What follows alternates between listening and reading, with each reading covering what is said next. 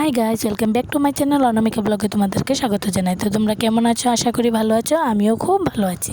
তো দেখো, তোমরা দেখেই বুঝতে পারছো যে কি করছে। তো এটা আমার শাশুড়ি মা এখানে উঠোন লেপালেপি করছে, কারণ আমরা তো গ্রাম দেশে থাকি, তার জন্য আমরা কৃষি করে খেতে হয়।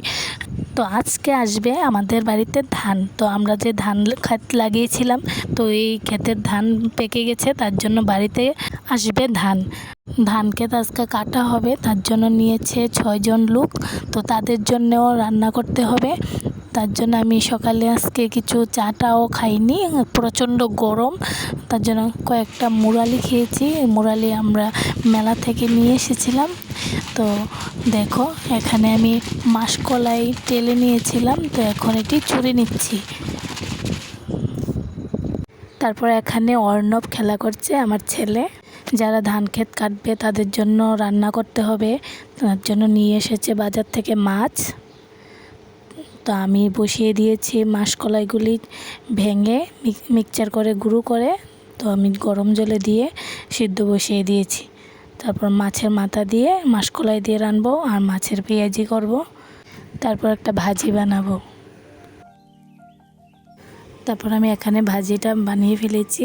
তারপরে মাছ ভাজি করে আমি উনুনে রান্না করব, তার জন্য মাছ ভাজি করে তারপরে রান্না করে ফেলেছি মাছ পেঁয়াজি।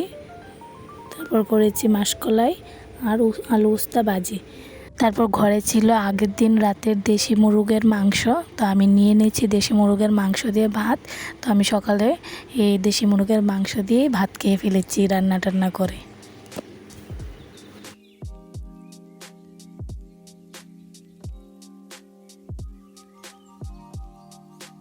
খাওয়া দাওয়া করে ট্যাঙ্কিতে গেলাম হাত মুখ ধুতে গিয়ে দেখি এই হাঁসের দুটো ছোট ছোট বাচ্চা, তো দেখে ভালো লাগলো, তার লাগে ক্লিপ নিয়ে নিলাম। তারপর ঘরে গেলাম, ঘরে গিয়ে দেখি আমার ঘরটা একটু গুছানোই আছে আজকে। তো আগের দিন গুছিয়েছিলাম, তো আজকে এইভাবেই আছে, তার জন্য আর ঘরটা গুছাতে লাগলো না। তারপর আমি একটু টেবিল পাখার নিচে বসেছি, আমার প্রচণ্ড গরম লাগছে, রান্না করে এসেছি।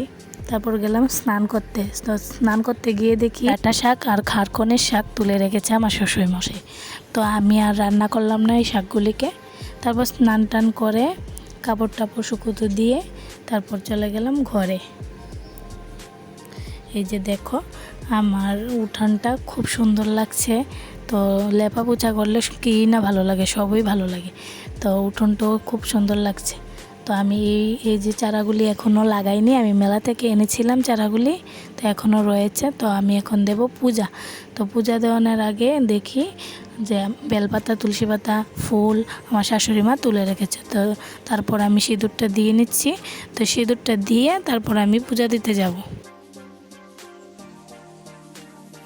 তো পূজা টুজা দিয়ে এসে দেখি আমার ননদ আমাকে আমের ভর্তা এনে দিয়ে গেছে। এই গরমকালে আমের ভর্তা খেতে তো প্রচণ্ড ভালো লাগে, আর আমি এমনিও তো ভর্তা টর্তা খেতে খুবই ভালোবাসি। আর টক জাতীয় জিনিস আমি আগে থেকেও ভালোবাসতাম, এখনও ভালোবাসি। তো আমি তারপর ঝটপট খেয়ে ফেললাম। তারপর এখানে আমি সেলফের গ্রুপের খাতা লিখছি। তো আমি সেলফের গ্রুপ করি, খাতা লিখতে লিখতে বিকাল হয়ে গেল। তারপরে এসে পড়লো সেলফের গ্রুপের দিদিরা, তো তাদের সাথে মিটিং করে সন্ধ্যা হয়ে গেল। তো সন্ধ্যা হওয়ার পরে ও বাড়িতে চলে এসেছে, তারপর নিয়ে এসেছে দম বিরিয়ানি। তো দম বিরিয়ানিও খেয়ে ফেলছি। তো বিরিয়ানি খেয়ে তারপর রান্না বসিয়ে দেব। এভাবেই আমার দিনটা আজকে চলে গেল। তারপর এসেছে ধান। তো ধান আস্তে আস্তে রাত হয়ে গেল, ধান কেটে ধান উঠিয়ে তারপর গাড়ি গিয়ে আবার গাড়িতে ধান তুলেছে, তারপর বাড়িতে এসেছে। তো রাত্র 8টা বাজে তখন এসেছে ধানের গাড়ি, তারপরে নামাচ্ছে ধানগুলিকে। রাত্র তাই অন্ধকার লাগছে, ধান এসে পড়েছে। তো আজকের ভিডিওটা এতটুকুই। তো আমার ভিডিওটা ভালো লাগলে তোমরা অবশ্যই আমার পাশে থাকবে, আমার সাথে থাকবে। তো আজকের জন্য টাটা।